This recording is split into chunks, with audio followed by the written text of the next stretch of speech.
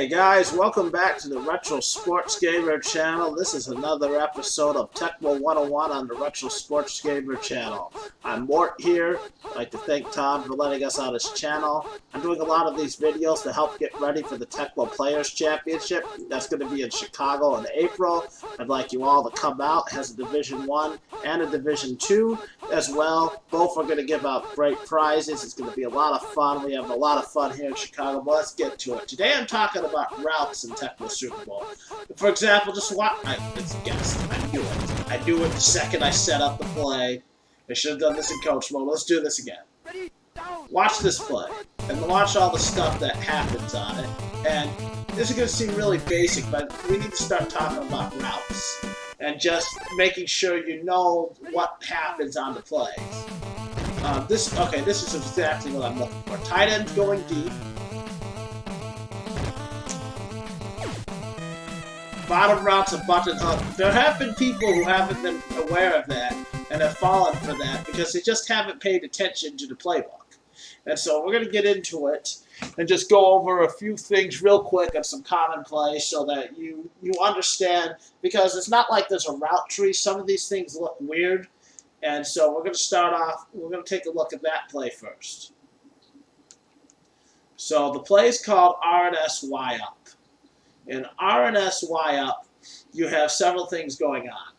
The tight end is going deep. The receiver 2 on the bottom is going to go out about 15 yards and stop. The top receiver is going to go out about 15 yards, then slat down, then stop. The running back 2 is going to go across the middle and go right. And even though it looks the same as the route of receiver 1, he's going to go right across the middle and stop maybe 8 to 10 yards out right in front of the quarterback. And then finally, there's unlisted things. The first running back, he's going to run up, and he's going to stop and hesitate. And then he's going to go out into the flat about 8 yards. But sometimes he may stay still and not even go out. Now, and so one thing we've noticed already is that the play, how it sets up and how it's drawn are two different things. Like, if you look at this play, how it's drawn, it doesn't look like running back 2 is going to come over the middle. It looks like he's going to stop somewhere next to the linebackers. And doesn't really describe how long the slat's going to be for receiver 1. And then you don't really know, unless you've seen a lot, how deep receiver 2's going. And last but not least, there's a hesitation before the tight end even goes out. He waits like 2 seconds, then goes on his straight. And same for the running back. It's not listed, but he's going to hesitate just for a second on a screen pass, and then he's going to go out. Many things aren't listed on these plays that happen. Let's take a look at R&SZ Flare, which, I mean, if you haven't played this a lot, this thing could look confusing, and you may not even know which guy is which. Okay, so we'll start from the top. Receiver 1's at the top. He's going to go down and do a little curve down, and then he's going to go right out straight and go all the way down the field. At the same time, running back 2 is going to go across the middle.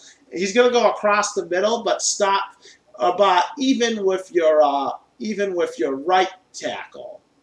And then running back 1 is going to hesitate. There's going to be a hole that opens up for him.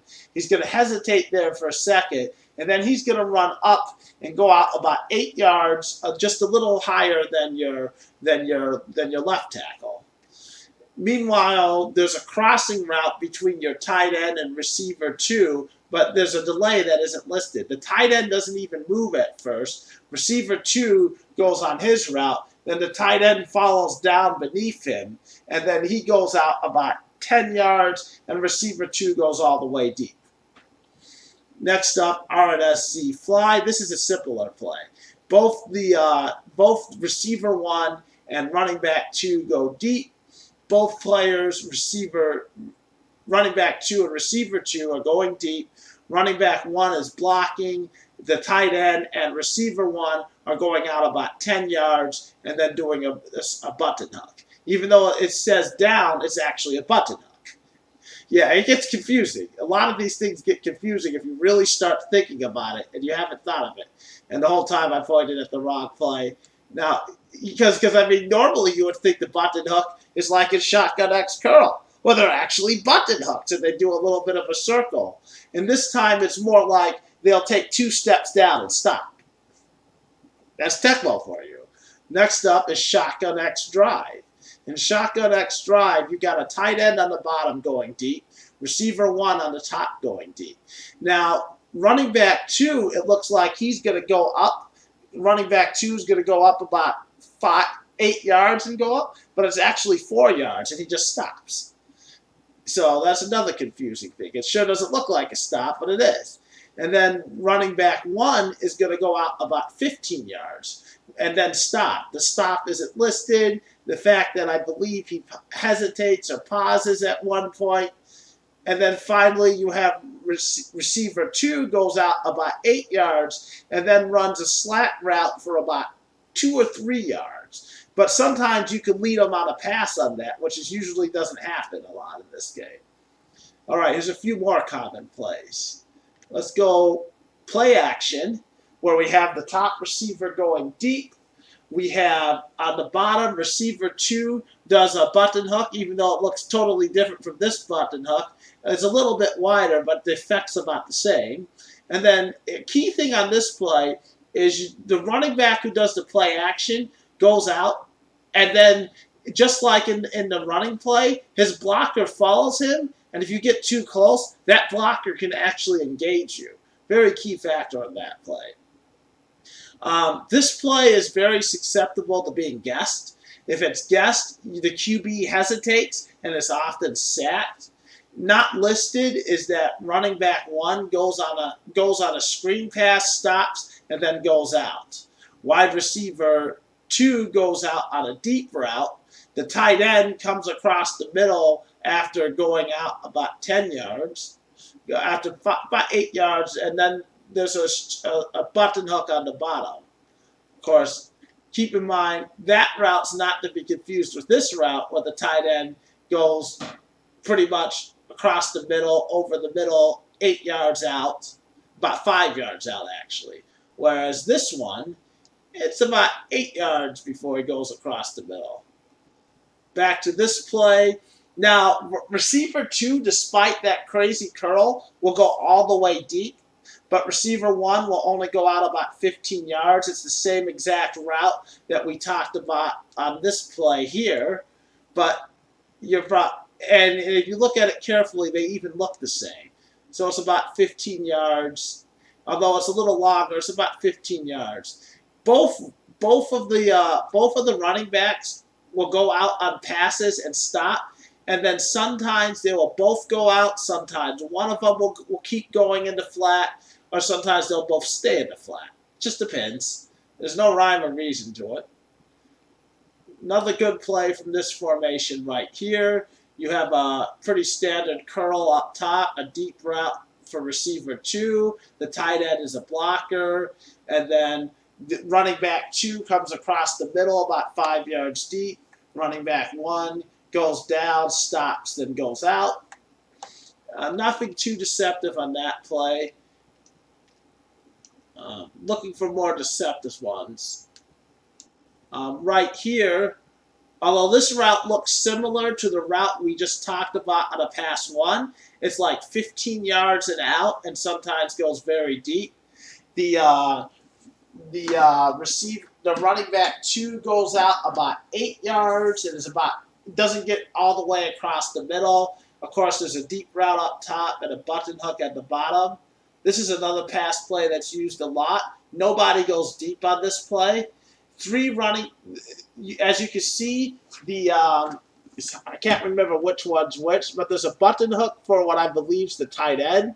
One of the running backs, he goes across the middle, and then running back 1 goes into another spot. It forms like a triangle of guys on short routes who just stand there.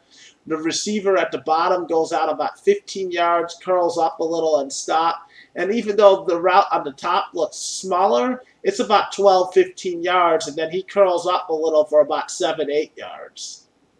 So remember, the distances aren't described well, is what we're getting to too.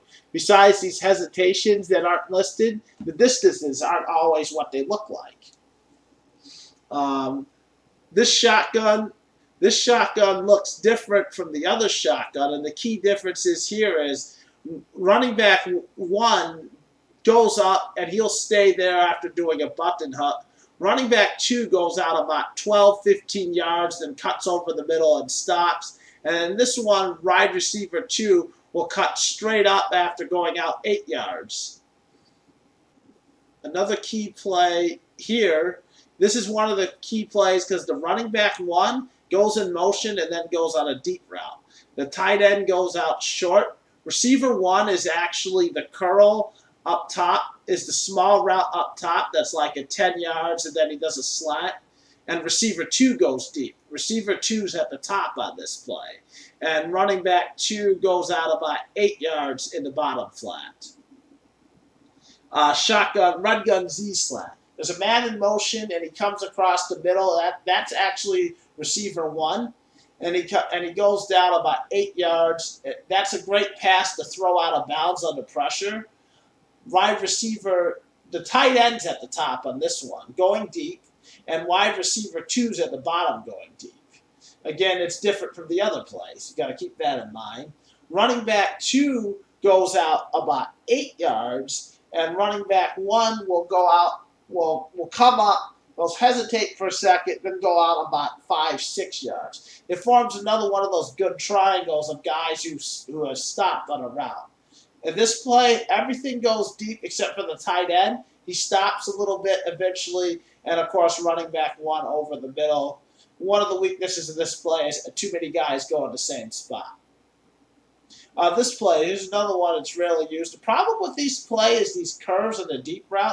Although receiver one up top goes deep on this route, he constantly curves up in a circle motion like this. And that makes it really hard to time a deep JJ to him. And often from the top hash mark, when you throw it too deep, the ball will go out of bounds, which deflates the purpose of the page. Another problem with this play is instead of throwing a triangle, the 3 short routes that stop form a line like this, a straight line, like one's here, then one's here, and one's here. And the problem with that is it makes it easier for the defender to defend all 3 of those points because it doesn't form a triangle, which is a harder decision process for the human defender. All right, let's see if I missed any plays that are used commonly.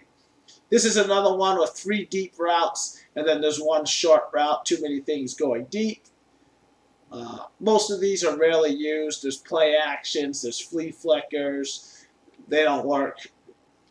We talked about all curls. This is pretty much straight up all curls. The running back goes into flat, and then, let's see, this is pretty straightforward. One guy across the middle. The bottom guy goes about 15 yards and slat. There's about a 10, 12-yard curl. On this play, the tight end's a blocker. Your top route is similar to the pass 3, the QB Eagles pass 3, 12 yards and out. We have the running back who's going to go out and go down 8 yards. Running back two is going deep, and then receiver 2 goes into motion and then just curls up. Let's see. Okay, those are the key plays there. In this formation, we talked about the best plays. There's so many play actions that are worthless here. Just keep in mind that the reason why I went over this real quick is some basic info, but keep in mind there's things in here that aren't listed, like especially with the running backs. There's hesitations. There's other things like RNSC flare is just a good example of what you get doesn't. I mean, I don't even know what this is, but it doesn't end up like this. It looks like a scribble, but what you see consistently is things that aren't listed. Like, honestly, it looks like that the running back just goes straight out. It doesn't really describe how he kind of goes up on an angle. It doesn't really describe the little hesitation the tight end does to get behind the receiver 2.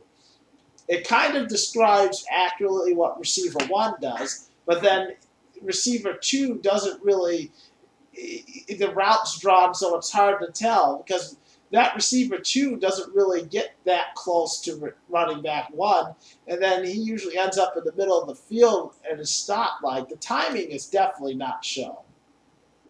I mean, some plays are straightforward, but some plays you just got to understand that there's things in the design that aren't listed that are going to happen. So, good rule of thumb to keep in mind is that running backs tend to pause when they go out on routes, and then they tend to go out after that pause. Sometimes they don't go out, sometimes they do. Another thing to keep in mind is that when you're talking about a receiver that has a slant route, is that often that means that it'll look straight if you run back, and you won't see it because it's off the screen, but it still happens. Last but not least is there's a lot of deceptions in these, and keep in mind that there are tricky ones, like on shotgun X drive. That running back 2 just stops, even though what it looks like is that he does an out route. This isn't Madden. Things don't not everything's drawn the way it happens. Some things are just drawn incorrectly, most likely because the programmers did not understand football and they were just trying to approximate things the best they can.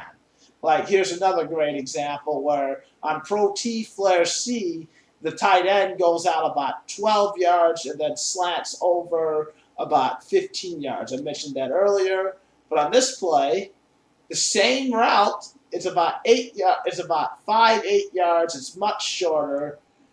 On this route, it's obvious it's much shorter. But, I mean, on this route, it looks virtually the same, yet it's totally different. So that's one other thing to keep in mind. Just because one thing looks the same on one play as another play, it does not mean you're going to get the same result. Anyways, I wanted to go over just these basics before I talked about some more complicated things about how to take advantage of some of these routes in Tecmo. But first I figured we might as well just mention some of the little curiosities and oddities about how the routes are drawn and what really happens. Anyways, thanks for tuning in, and later on in some of my videos we'll start talking about how to take advantage of the routes.